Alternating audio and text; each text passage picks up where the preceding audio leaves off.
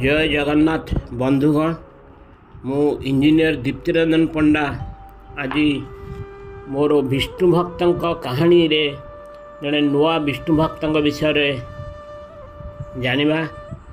से हेउचंती महान दानी और विष्णु भक्त रंतीदेव।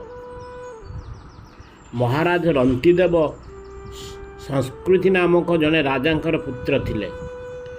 से अतीव विष्णुपरायण ज्ञानी दयालु और प्रजावत्सल राजा थिले। रंतीदेव कहार दुख सह्य करिपारुनथिले।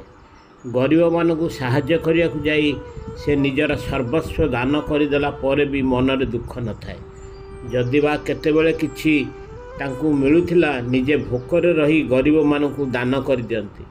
एहीपरि दिने अवस्था आसिला सपरिवार अत्यंत कष्ट सहिबाकु लागिले। थरे 48 दिन पर्यंत राजा को और तांको परिवार को अन्न जल मिलला नहीं। भोक शोचरे रही समस्तंगर शरीर दुर्बल और क्षीण होबाकु लागिला।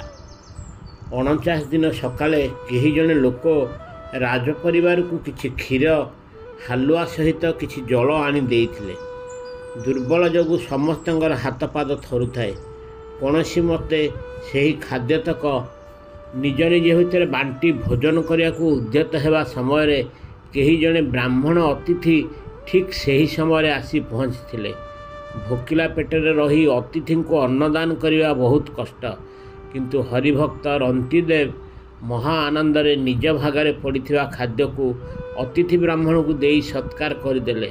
अत्यंत श्रद्धारे ब्राह्मण देवता ताहा ग्रहण करी तृप्त हो चलीगले। यापर अवशिष्ट बलका खाद्य को परिवार समस्त बांटी खाइबा को उद्यत हेबा समय आउ जड़े शूद्र अतिथि आसी पहुँचले। राजा भगवान विष्णु को स्मरण करी बलिथिबा खाद्यरु किछि सेही व्यक्ति को देई आत्मसंतोष लाभ कले। यही समय केतोटी कुकुर धरी अन्य जने अतिथि आसी राजा को कहले, हे राजन, मु ओ मोर ही कुकुर गुड़िक बहुत भोकिलारे अच्छु, आमको किछि खाइबाकु दियंतु। विष्णु भक्त राजा तांको गृहरे बलका थिबा समस्त खाद्य यही अतिथि और तांको कुकुर मानक सत्कार रे लगेई देले। कि महान रंतीदेव सतरे। सेतेबेलकु राजा रंतीदेव पाखरे केवल जड़े पीवा भली किछि जल थाए। राजा सेतिक मात्र पीवाकु चाहुथिबा बेले आहुरी कठिन परीक्षार सम्मुखीन हेले। सेही समय अकस्मात जड़े चंडाल आसी करुण स्वर कहला, महाराज, मते बहुत हालिया लगुची, पानी मंदाए पीवा को दियंतु। चंडालर करुण वचन शुणी और तार दुर्बलता को जानीपारी महाराज मन में दया है।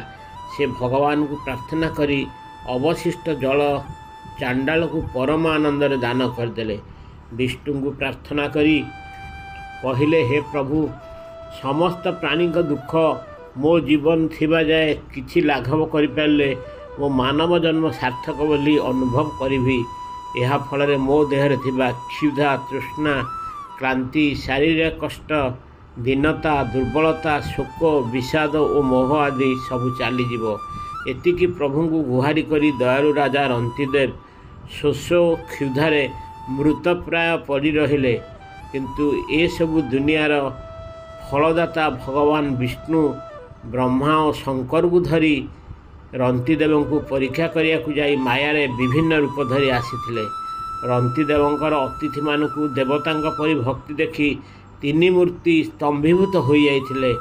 राजांकर धैर्य और भक्ति देखि त्रिदेव परम संतोष होई निज निजर प्रकृत रूप रे राजा को दर्शन देले। राजा तीन देवों को एकत्र प्रत्यक्ष दर्शन करी भक्तिर सहित प्रणाम कले। देवता माने राजा को बर मागिबा को कहिला परे भी से नम्रतार सहित कौनसी बर मागि नथिले। कारण राजा आसक्ति और कामना त्याग करी निजको केवल भगवान के निकट में समर्पण कर देथिले। निजर मन को महाराज रंतीदेव पूर्ण भाव में प्रभु ठारे लगाई रखिथिले। से परमात्मा सहित तन्मय होई रहिथिबारु माया तांको पाखरे प्रवेश करि पारि नथिला। रंतीदेव परिवार अन्य सदस्य भी तांको सत्संगर प्रभाव में विष्णुपरायण होई परम गति प्राप्त होइथिले। आज पई एतिकी। यदि आपण को मोर गल्पटी भल लगी ତେବେ ଏହାକୁ ଲାଇକ୍ କରିବେ ଏବଂ ବହୁ ମାତ୍ରାରେ ସେୟାର କରିବେ। ଜୟ ଜଗନ୍ନାଥ।